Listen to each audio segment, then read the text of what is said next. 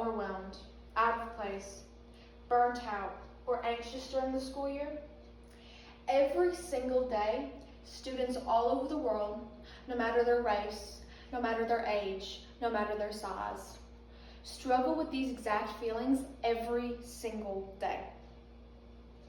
With that, you may believe, mental health is taught in schools. Why wouldn't it be? Everybody feels this way. Everybody gets depressed. These feelings are normal. Why wouldn't they talk about it? With that, you'd be surprised to find out that mental health is often or not talked about in schools and not talked about at home.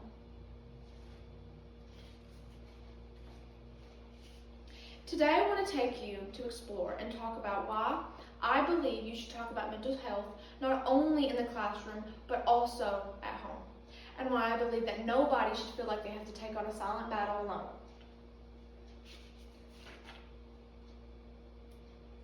Let's start with how mental health can impact students. According to Mental Health in Schools by NAMI, being taught mental health at a young age helps people understand themselves better. If they can recognize mental health early on in themselves, they are more likely to seek help from a counselor, from a therapist, from a teacher, or from a friend, and find a way to fix that. If students are taught to recognize early signs in themselves, they are more prone to recognize early signs or even late signs in other people. They're more likely to see it in their friends, in their classmates, in their teachers, in some random kid that they don't even know in the hallway. If properly educated on mental health, students will grow to feel less ashamed about themselves.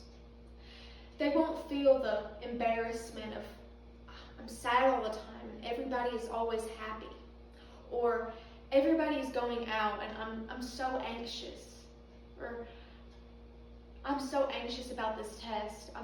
I'm so anxious about seeing people at school. I don't want to go to school. I don't want to see this person. If they are taught early on that it's okay to feel that way, they are less ashamed about it and more likely to talk to other people about it. With this being taught early on, your empathy will develop better if you are taught more about mental health. You will see the impact of negative mental health in other people, and instead of laughing at them or not caring or maybe thinking that they just don't care, you may be able to recognize that they're sad, or maybe they are anxious, or maybe they're in a slump. And it'll overall make school a better place if you are kind to those people. Here are my bullet points. This is not only who it impacts, though. Talking about mental health can also help the school system in itself.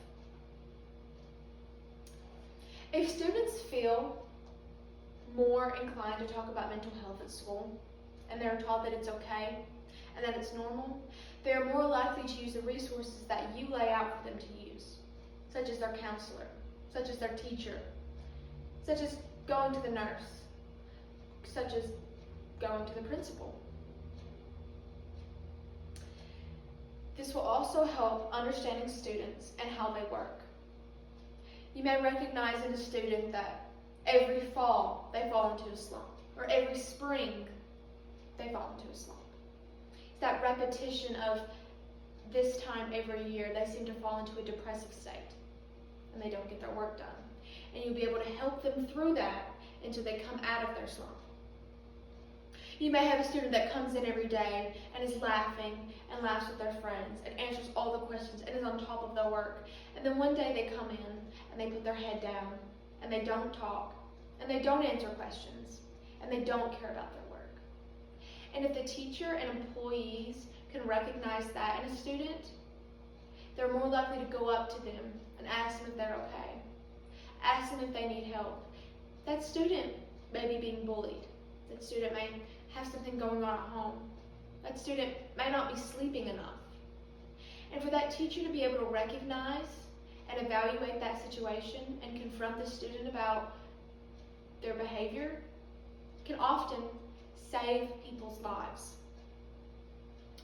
This brings me to my next point of how it will help teacher-student relationships. Like previously said, if a student feels like they can come to their teacher, or a teacher feels like they can go and talk to their student about recognizing these behaviors that are abnormal. You want your students to feel like they can trust their teachers. You want students to look back in 10 years and think, that teacher saved my life. That teacher brought me out of a depressive state. That teacher got me help. This will help the care in the classroom.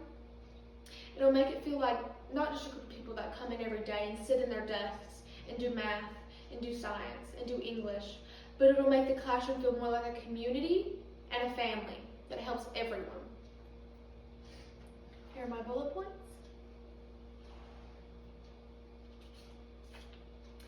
And while talking about mental health in school is wonderful, you shouldn't just stop at 3 p.m. when people get on the bus to go home, when people get in their car to go home. Mental health should also be discussed at home, in your home, with your family, with your brothers, with your sisters, with your mom, with your dad, with whoever you live with. You should feel like you can talk about your mental health and their mental health with one another. And here's why. Open conversations with the family is a necessary step in building good relationships with your family. According to the website Talking About Mental Health in the Home, when you talk with your family about mental health, you are going to grow a better relationship with them. Whether it's as little as, I feel sad when this happens, or I get anxious when this happens. I don't like crowds. I don't do well in a big classroom. I need these accommodations. Stuff that affects your own well-being and may affect the way you perform in life, you perform in school, and taking those accommodations to help yourself. It is easier to raise your kids when you are educated on mental health, when you can recognize in your kid that something is wrong, that something is different about them. That your normal, happy kid going out all the time and hanging out with their friends all of a sudden is shut up in their room. They don't go anywhere, they don't want to talk to anyone. Maybe they cry a lot. Maybe they don't cry. But maybe you may realize that their abnormality, you can recognize it and get them help.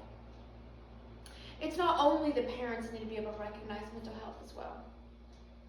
It can also be beneficial as the kid if you recognize that your parents also feel this way.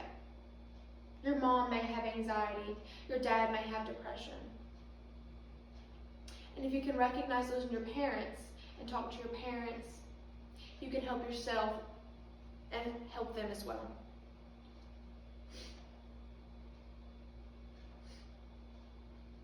With this bond you're growing with your family, talking about mental health in the home, you will create a sense of empathy with one another and overall grow your bond and your relationship. Here are my bullet points. In conclusion to this, whether it's around the lunch table or around the dinner table, mental health conversations create a happier, healthier environment for everyone and can oftentimes save a life. Thank you.